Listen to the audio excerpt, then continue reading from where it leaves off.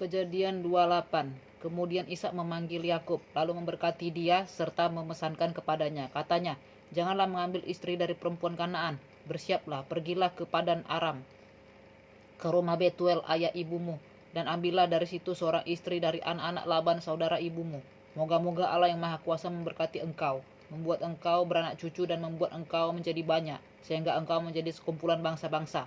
Moga-moga ia memberikan kepadamu berkat yang untuk Abraham kepadamu serta kepada keturunanmu, sehingga engkau memiliki negeri ini yang kau diami sebagai orang asing yang telah diberikan Allah kepada Abraham.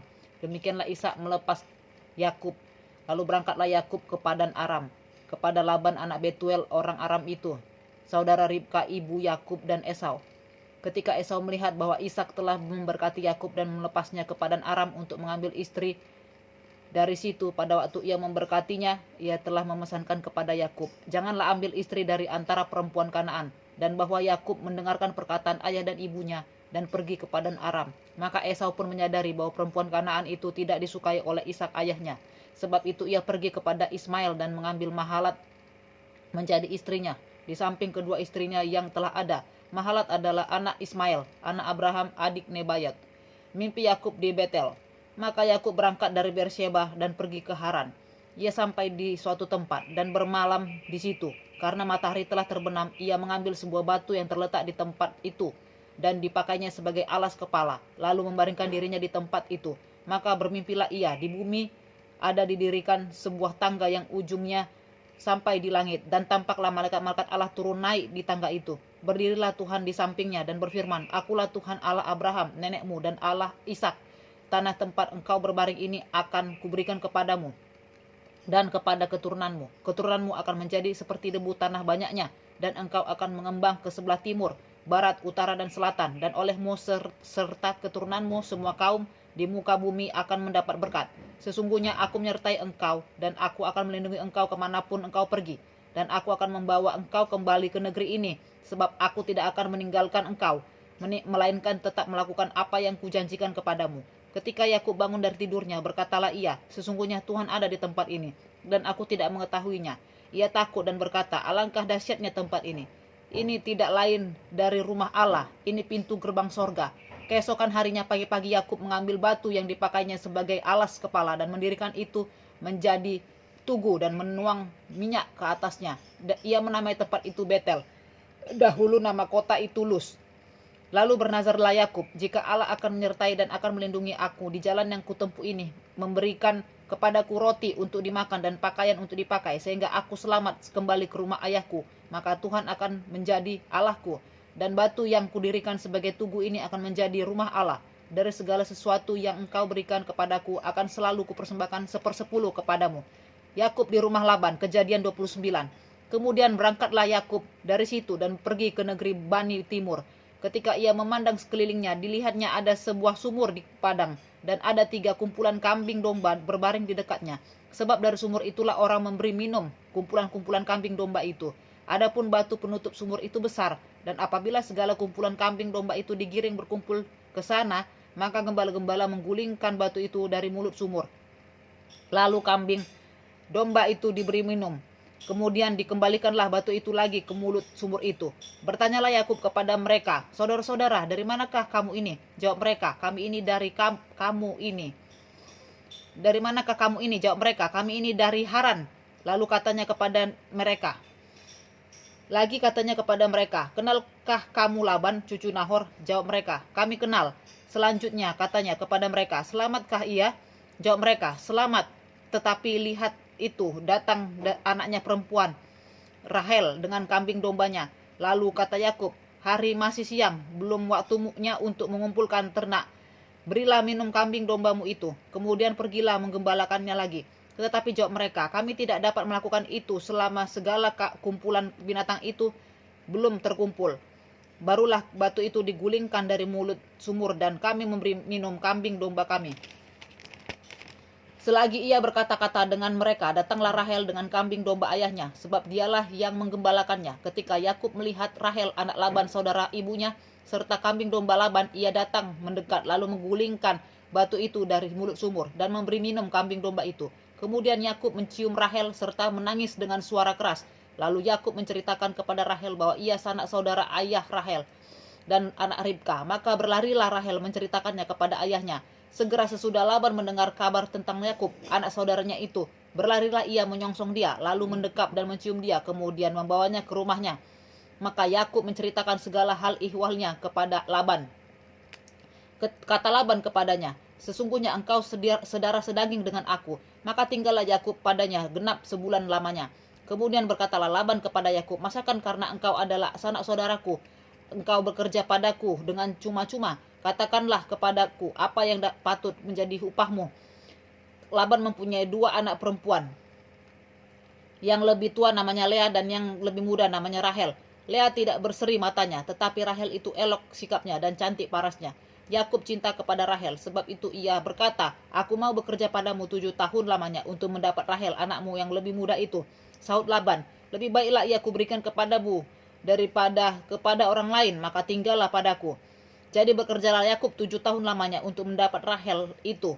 Tetapi yang 7 tahun itu dianggapnya seperti beberapa hari saja karena cintanya kepada Rahel. Sesudah itu berkatalah Yakub kepada Laban, berikanlah kepadaku bakal istriku itu, sebab jangka waktuku telah genap, supaya aku akan kawin dengan dia. Lalu Laban mengundang semua orang di tempat itu dan mengadakan perjamuan. Tetapi pada waktu malam diambilnyalah Lea anaknya, lalu dibawanya kepada Yakub. Maka Yakub pun menghampiri dia. Lagi pula Laban memberikan Zilpa, budaknya perempuan, kepada Lea anaknya itu menjadi budaknya. Tetapi pada waktu pagi tampaklah bahwa itu Lea. Lalu berkatalah Yakub kepada Laban, apakah yang kau perbuat terhadap aku ini? Bukankah untuk mendapat Rahel aku bekerja padamu? Mengapa engkau menipu aku? Jawab Laban, tidak biasa orang berbuat demikian di tempat kami ini, mengawinkan adiknya lebih dahulu daripada kakaknya. Genapilah dahulu 7 hari perkawinanmu dengan anakku ini. Kemudian anakku yang lain pun akan diberikan kepadamu sebagai upah, asal engkau bekerja pula padaku 7 tahun lagi. Maka Yakub berbuat demikian. Ia menggenapi ke-7 hari perkawinannya dengan Lea. Kemudian Laban memberikan kepadanya Rahel anaknya itu menjadi istrinya. Lagi pula Laban memberikan Bilha budaknya perempuan kepada Rahel anaknya itu menjadi budaknya. Yakub menghampiri Rahel juga. Maka ia lebih cinta kepada Rahel daripada kepada Lea. Demikianlah ia bekerja pula pada Laban 7 tahun lagi. Anak-anak Yakub, ketika Tuhan melihat bahwa Lea tidak dicintai, dibukanyalah kandungannya, tetapi Rahel mandul. Lea mengandung lalu melahirkan seorang anak laki-laki dan menamainya Ruben. Sebab katanya, sesungguhnya Tuhan telah memperhatikan kesengsaraanku. Sekarang tentulah aku akan dicintai oleh suamiku. Mengandung pula lah ia, lalu melahirkan seorang anak laki-laki. Maka ia berkata, sesungguhnya Tuhan telah mendengar bahwa aku tidak dicintai, lalu diberikannya pula anak ini kepadaku. Maka ia menamai anak itu Simeon. Mengandung pula lah ia, lalu berlahirkan seorang anak laki-laki. Maka ia berkata, sekali ini suamiku akan lebih erat kepadaku, karena aku telah melahirkan 3 anak laki-laki baginya. Itulah sebabnya ia menamai anak itu Lewi. Dengan mengandung pula lah ia, lalu melahirkan seorang anak laki-laki. Maka ia berkata, sekali ini aku akan bersyukur kepada Tuhan. Itulah sebabnya ia menamai anak itu Yehuda. Sesudah itu ia tidak melahirkan lagi. Kejadian 30. Ketika dilihat Rahel bahwa ia tidak melahirkan anak bagi Yakub, cemburulah ia kepada kakaknya itu, lalu berkata kepada Yakub, berikanlah kepadaku anak, kalau tidak aku akan mati. Maka bangkitlah amarah Yakub terhadap Rahel dan ia berkata, akulah pengganti Allah yang telah menghalangi engkau mengandung. Kata Rahel, ini Bilha, budakku perempuan, hampirilah dia supaya ia melahirkan anak di pangkuanku, dan supaya oleh dia aku pun mempunyai keturunan. Maka diberikannya lah Bilha budaknya itu kepada Yakub menjadi istrinya, dan Yakub menghampiri budak itu. Bilha mengandung lalu melahirkan seorang anak laki-laki bagi Yakub. Berkatalah Rahel, Allah telah memberikan keadilan kepadaku, juga telah didengarkannya permohonanku dan diberikannya kepadaku seorang anak laki-laki. Itulah sebabnya ia menamai anak itu Dan. Mengandung pula lah Bilha budak perempuan Rahel, lalu melahirkan anak laki-laki yang kedua bagi Yakub. Berkatalah Rahel, aku telah sangat hebat bergulat dengan kakakku, dan aku pun menang. Maka ia menamai anak itu Naftali. Ketika dilihat Lea bahwa ia tidak melahirkan lagi, diambilnyalah Zilpa budaknya perempuan dan diberikannya kepada Yakub menjadi istrinya. Lalu Zilpah budak perempuan Lea melahirkan seorang anak laki-laki bagi Yakub. Berkatalah Lea, mujur telah datang, maka ia menamai anak itu Gad. Dan Zilpah budak perempuan Lea melahirkan anak laki-laki yang kedua bagi Yakub. Berkatalah Lea, aku ini berbahagia, tentulah perempuan-perempuan akan menyebutkan aku berbahagia. Maka ia menamai anak itu Asher. Ketika Ruben pada musim menuai gandum pergi berjalan-jalan, didapatinya lah di padang buah Dudaim, lalu dibawanya kepada Lea ibunya. Kata Rahel kepada Lea, berilah aku beberapa buah Dudaim yang didapat oleh anakmu itu. Jawab Lea kepadanya, apakah belum cukup bagimu mengambil suamiku? Sekarang pula mau mengambil lagi buah Dudaim anakku. Kata Rahel, kalau begitu biarlah ia tidur dengan engkau pada malam ini sebagai ganti buah Dudaim anakmu itu. Ketika Yakub pada waktu petang datang dari padang, pergilah Lea mendapatkannya sambil berkata, engkau harus singgah kepadaku malam ini, sebab memang engkau telah kusewa dengan buah Dudaim anakku. Sebab itu tidurlah Yakub dengan Lea pada malam itu. Lalu Allah mendengarkan permohonan Lea. Lea mengandung dan melahirkan anak laki-laki yang kelima bagi Yakub. Lalu kata Lea, Allah telah memberi upahku, karena aku telah memberi budakku perempuan kepada suamiku. Maka ia menamai anak itu Isakar. Kemudian Lea mengandung pula dan melahirkan anak laki-laki yang ke-6 bagi Yakub. Berkatalah Lea, Allah telah memberikan hadiah yang indah kepadaku. Sekali ini suamiku akan tinggal bersama-sama dengan aku, karena aku telah melahirkan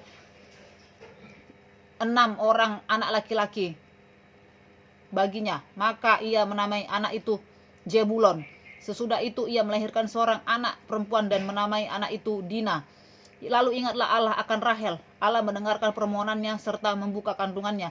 Maka mengandunglah Rahel dan melahirkan seorang anak laki-laki. Berkatalah ia, Allah telah menghapuskan aibku. Maka ia menamai anak itu Yusuf sambil berkata, mudah-mudahan Tuhan menambah seorang anak laki-laki lagi bagiku. Yakub memperoleh ternak.